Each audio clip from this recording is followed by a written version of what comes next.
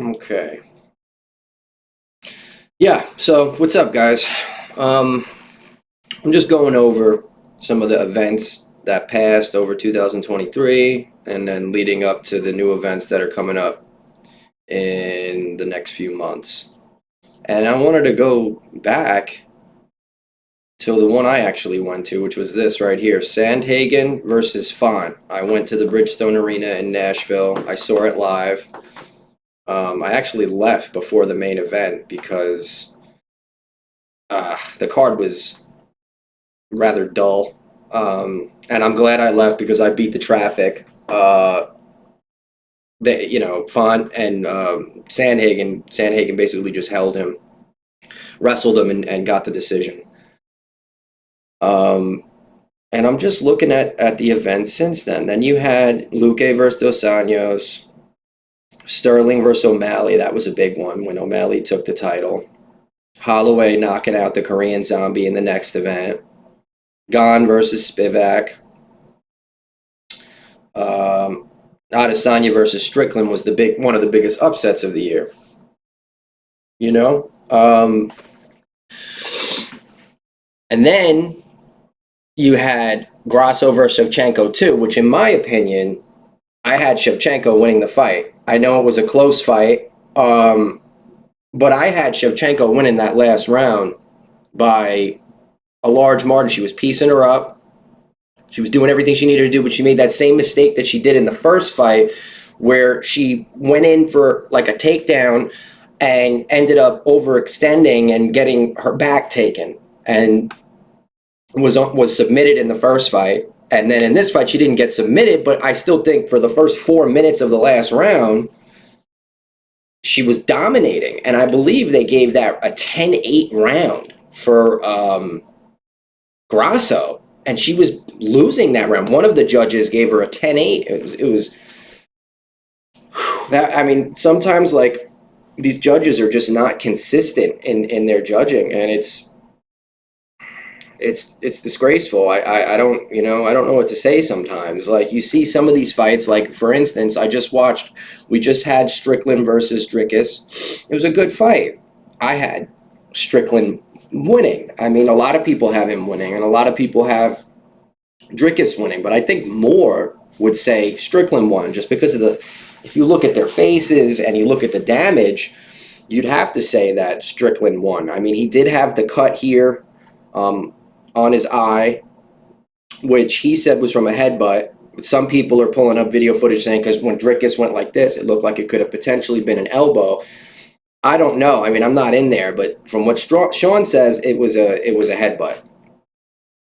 Take what you will with that.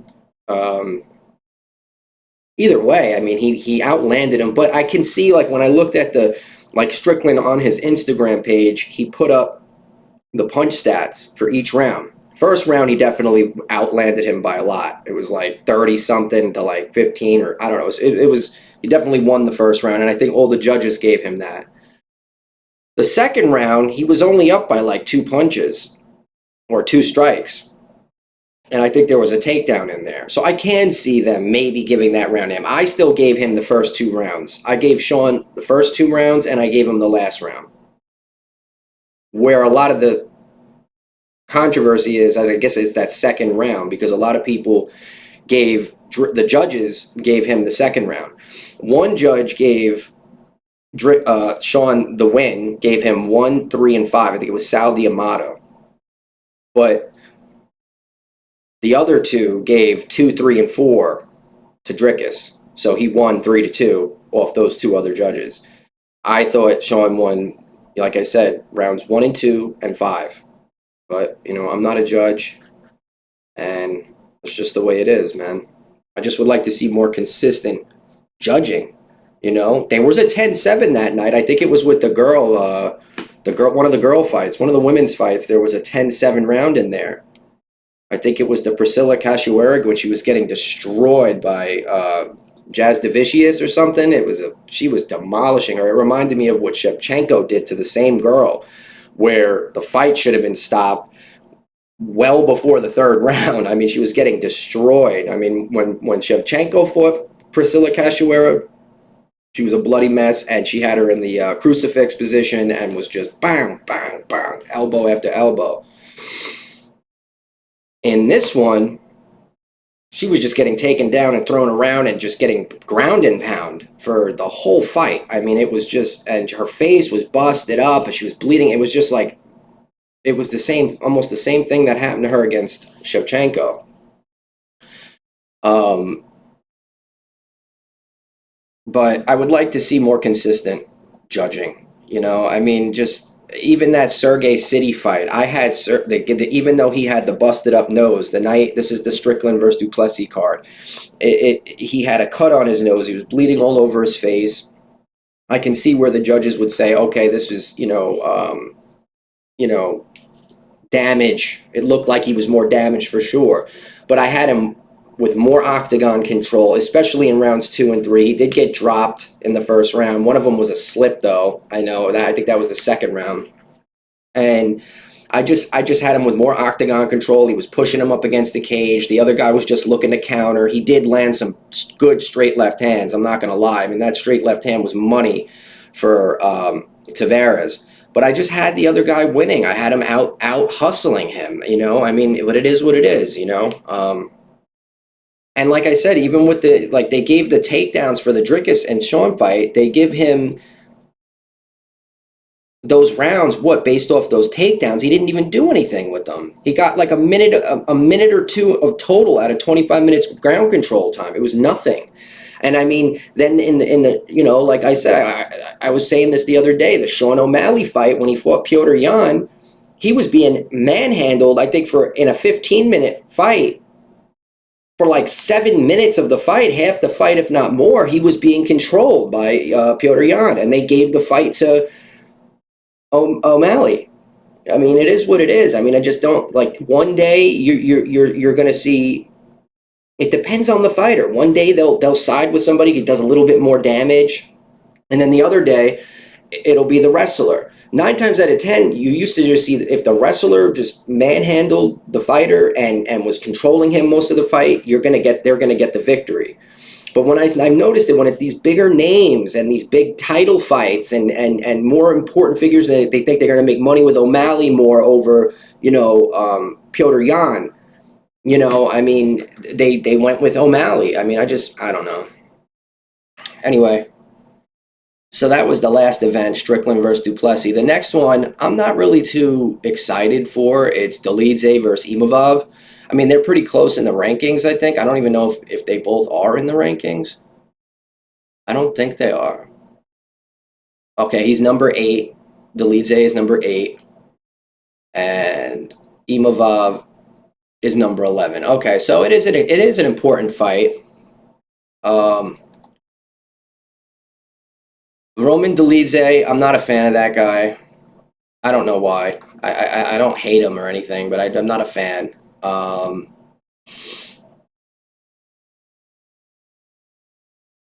Yeah, this fight I'm not too excited about. I mean, Hanato Moicano versus Drew Dober is definitely more of an exciting fight for sure, and that's the co-main event at lightweight.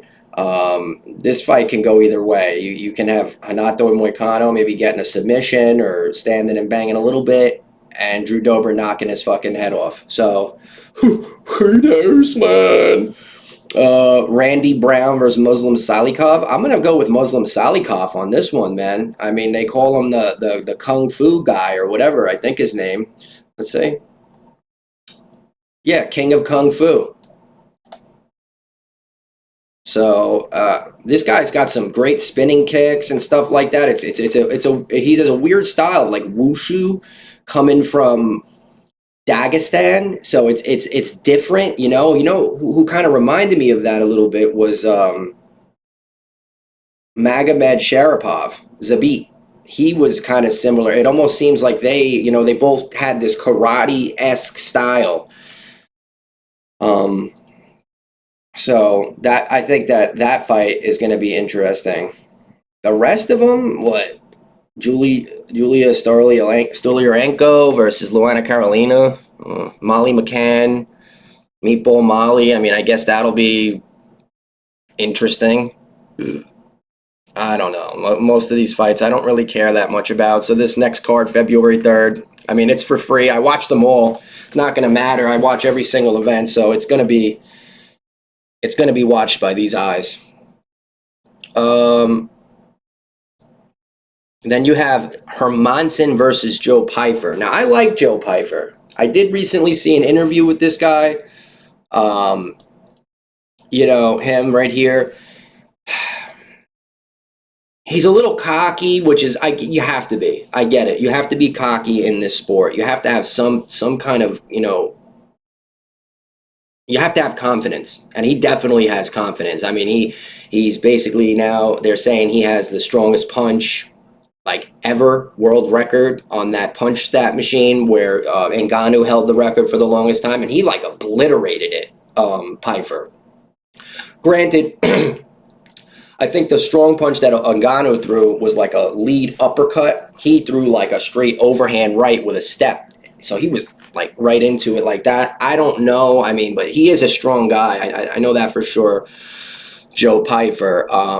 I probably see Joe Pyfer winning this fight unless, Hermanson has surprised me before. It depends on Hermanson that shows up. He's probably going to try to stick to the outside and just throw kicks and stuff like that. Probably similar to what he did to Chris Curtis. I believe he did that too.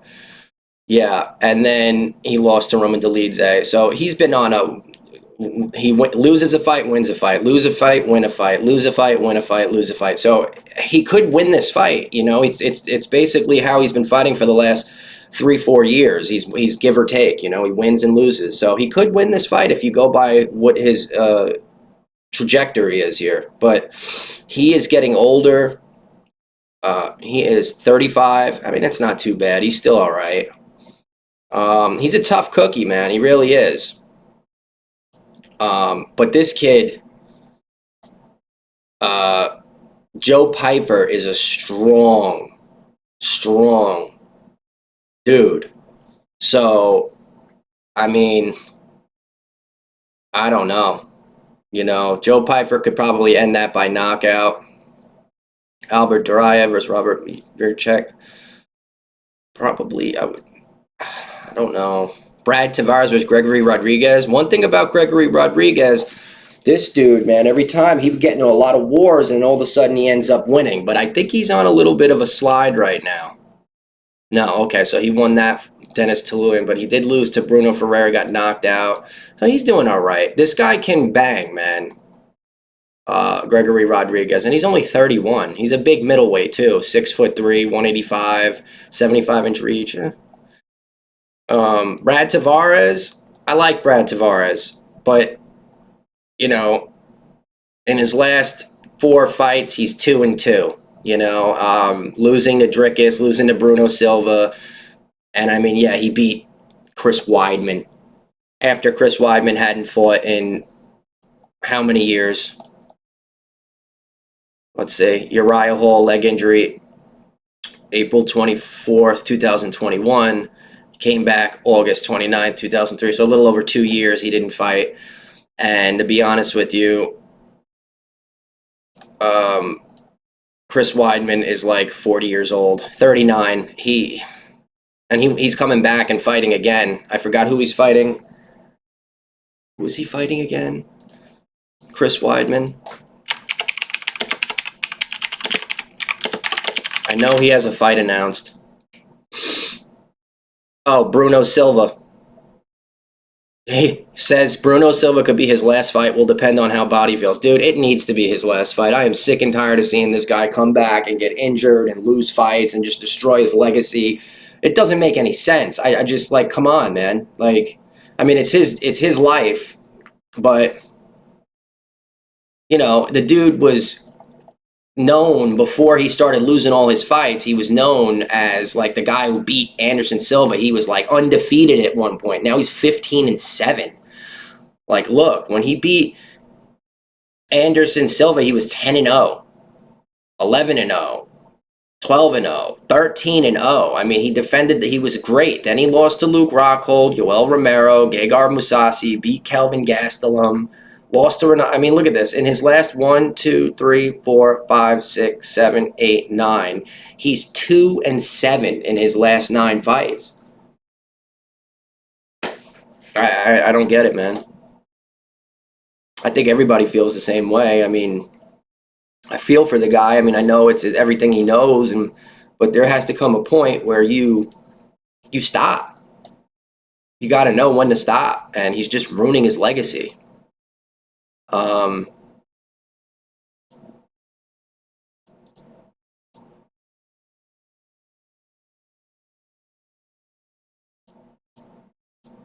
um, and then you have Volkanovski versus Tupuria. Now, this is a good card right here. This is a very good card, if I must say so myself. Alexander Volkanovski versus Ilya Tupuria. Jeff Neal versus Ian Machado Gary. Merab Dvalishvili versus Henry Cejudo. Amanda Lemos versus Mackenzie Dern. Marcos Rogerio de Lima versus Justin Tafa. Zhang Mingyang versus Branson Bravero. And Andrea Lee versus Miranda Maverick. Announced bouts. Robert Whitaker versus Paulo Costa. Rinya Nakamura. So this guy, Rinya Nakamura, I have to say, there's another these are 2 Japanese prospects that I'm looking at in the UFC. You have Rinya Nakamura. He's a 135-pounder, bantamweight. This dude's serious. I'm telling you right now, all those 135-pound top 15s need to watch out, because this guy's coming for the top 15 very soon, and he's no joke. This dude's 28 years old, from out of Saitama, Japan. He's 8-0, 5 by knockout. I saw this last fight. No, I saw him when he fought here on his first fight, Toshiomi Kazama, when he knocked this dude out in 33 seconds. Then he fought Fernie Garcia and won this unanimous the night that Korean Zombie fought Holloway. This dude's good, very good. And then there's another Japanese prospect, and he's at flyweight. We just saw him fight. He is... What was that? Everybody... Oh, my God. Why am I forgetting his name? Tatsuro Taira. That's his name. Tatsuro. He's at flyweight. This dude is... What was that? Oh. Tatsuro Taira. What the fuck is...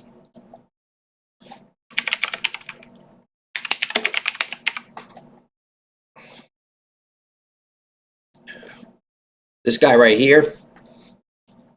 15-0. 4 wins by knockout, 7 by submission, and 8 first-round finishes. Very good fighter. Very good fighter. This kid is coming for the title at flyweight, so they better watch out for this boy here. He's I'm telling you, between him, out of the Japanese prospects, and Rinya,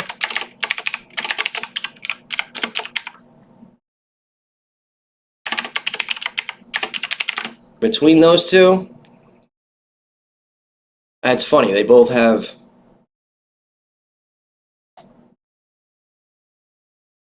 That is funny.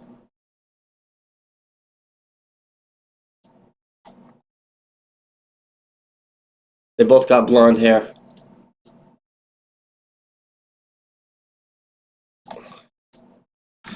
These two are... I'm so excited that they have 2 good Japanese fighters, because one of my favorite boxers in the world right now is, his name is Naoya Inoue, and he is unbelievable. I need to take a break for 1 second. Anyway, I'm back. Anyway, like I was saying, Rinya Nakamura, this guy's good. I still have to see him get tested more in the bantamweight division, because there are killers there. So I'm not going to sit here and say he'll be a champion yet, but I can definitely see him getting up there. And Tatsuro Taira, I could see this guy being a champion. The flyweight division's got good fighters too, but I mean, he's got to be almost cracking into the top 15. I mean, he finishes a lot of his fights as well. Um,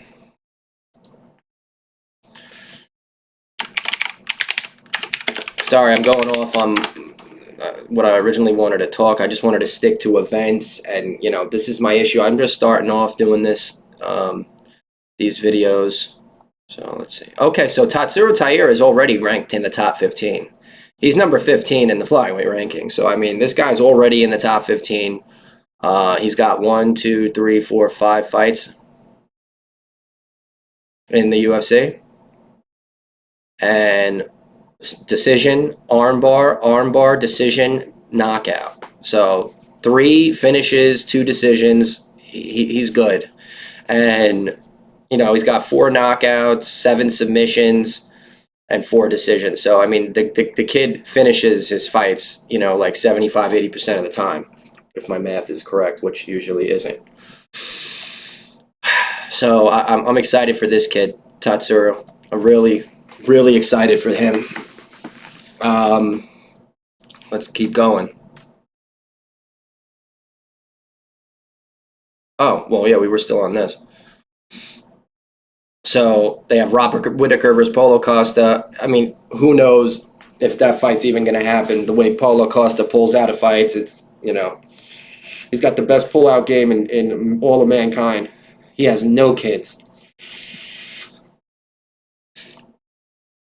AJ Dobson versus Trayshawn Gore, Danny Barlow, Josh Quinlan, Anthony Hernandez, Romy Kopylov. These are announced bouts,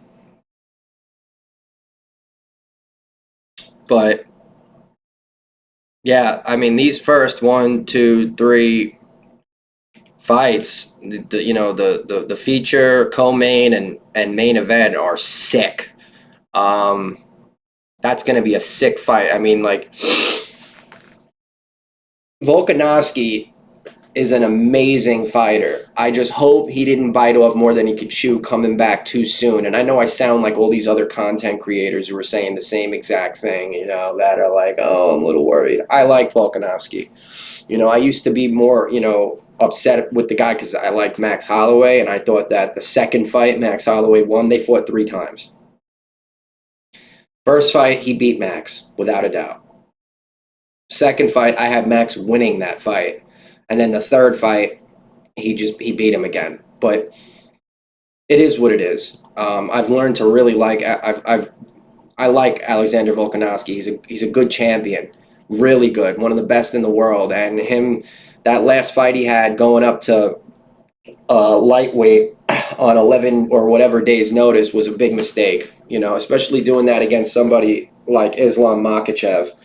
On a full camp, we were able to see what he did to Islam. I mean, he was on top in the last round. He was pounding him out. I mean, it was really something. But to take that fight on 11 days' notice, I know he wants to be the best ever, but that was, and he wanted to save the card, and because both those fights fell through with, I think, Oliveira cut his eye open, couldn't fight Makhachev, and then Hamzat versus whoever, I think Paulo Costa or something, was canceled. So then, Usman came in.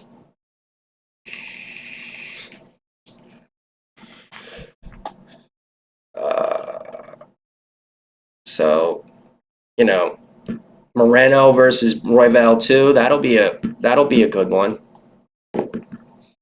With Moreno versus Royval, that's going to be an exciting fight. It's going to just be action packed. Brandon Moreno's boxing's pretty good. Royval's boxing's pretty good. He's unorthodox. Yair Rodriguez versus Brian Ortega. I mean, if Brian Ortega could get him to the ground and do what he does best, he can win that fight. But I just doubt it. And I mean, I don't know. Brian Ortega kind of fell off. I mean, he's a great fighter. I like Brian Ortega. I really do. But he hasn't been the same recently.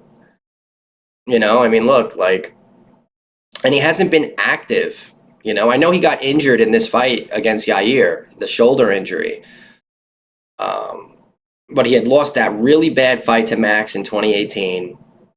Didn't come back for almost 2 years. which I can see because he got destroyed. I mean, he didn't even look like himself after that fight. Then he beats the Korean Zombie. Then he loses to Volkanovski, where he almost had Volkanovski in a submission, which was crazy. He had him, and Volk didn't give up and got out and just went on to win the fight. And then he has the shoulder injury. So he hasn't been active. I mean, the last fight he's had is in 2022. I know there was that shoulder injury. Yair has been a lot, he's been more active. Not even that much more active, but he's been more active in the late. He beat Ortega, Emmett, and then he lost to Volk in the third round. I think Yair probably takes that, to be honest with you. Christian Quiones versus Rhino Barcelos. Most of these fighters, I'm not too. Ricky Tercios is this is a big Hispanic card for Mexico. They're hosting this in Mexico City. So, other than the two fights at the top, it's all right. Tuivasa versus Tybura. Hebus versus Namajunas. Brady versus Luque. Brady's gonna lay all over Luque in that fight. Vittori versus Allen. Now, that's a good fight. Brendan Allen versus Marvin Vittori. Brendan Allen is on a run right now. 1, 2, 3, 4, 5, 6 fight win streak.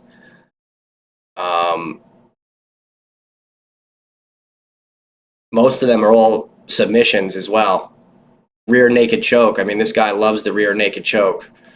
1, 2, 3, 4, 5 out of the 6 wins that he has that in a row are all rear naked chokes. So you give your back up to this guy, he's going to choke you out. And he's got some big wins over some good guys. Jacob Malkoun, Christoph Jocko, he used to be good. Andre Muniz, big fight right there. Bruno Silva, Paul Craig. I mean, so those were big fights. That big wins for Brendan Allen. He's number 7 in the middleweight ranking. So he's on the cusp with another win or two of fighting for the title. Brendan Allen. He can beat Dricus, I think. I think Brendan Allen, if he has a full, good, healthy camp, that guy can beat him, man. He's good. He's dangerous on the ground.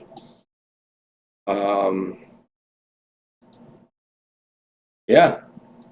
So, I mean, that's pretty much it up until, I mean, they have UFC 301, but they only have a couple of fights announced for it, like Carolina Kowalkiewicz versus Yasmin Lucindo, Paul Craig versus Kyle Borrello.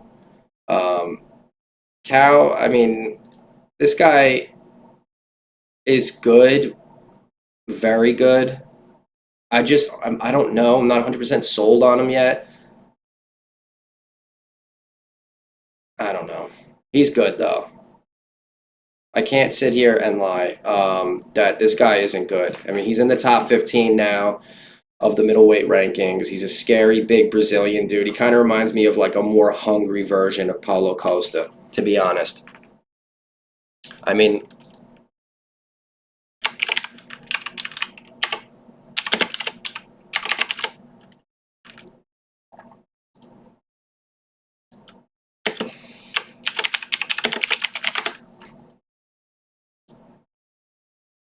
like, doesn't he just look like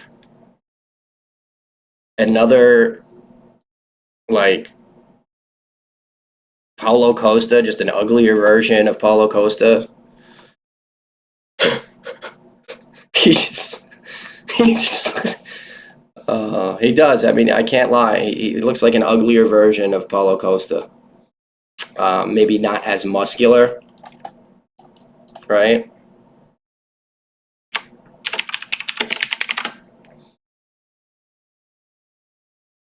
Yeah, I mean, and what is Paulo Costa ranked right now? This guy shouldn't even be ranked anymore. He doesn't even stay active.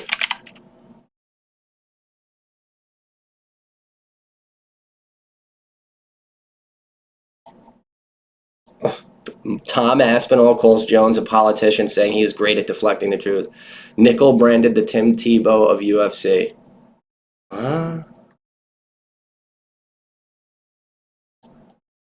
That's funny.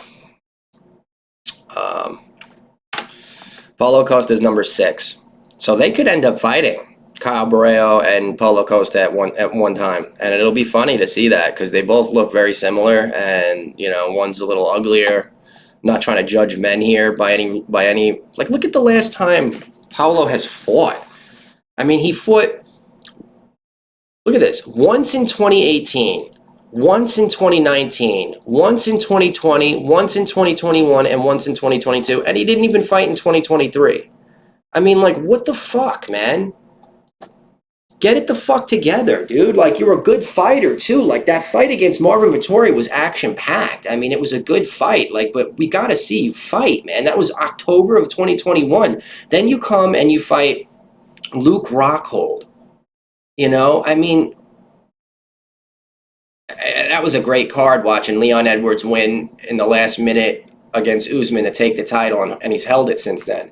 But Luke Rockhold, man, like, come on. I mean, you beat Luke Rockhold, and then you don't fight again since then. I mean, all of that was mid 2022, and he just constantly pulls out of fights. It's just a bad look. I'm surprised they even keep this dude ranked. I mean, with all the times he pulls out of the fights, it's just not a good look. And he's going through all of his prime years, from 28 years old to now. Like, he's fought once a year. He should be fighting at least 2-3 times a year, unless he's seriously hurt. I mean, I know he was hurt. That's why he had to pull out of his last fight. He was supposed to fight Hamzat or whatever, and then he had this staph infection in his elbow. But he pulls out of fights even besides that.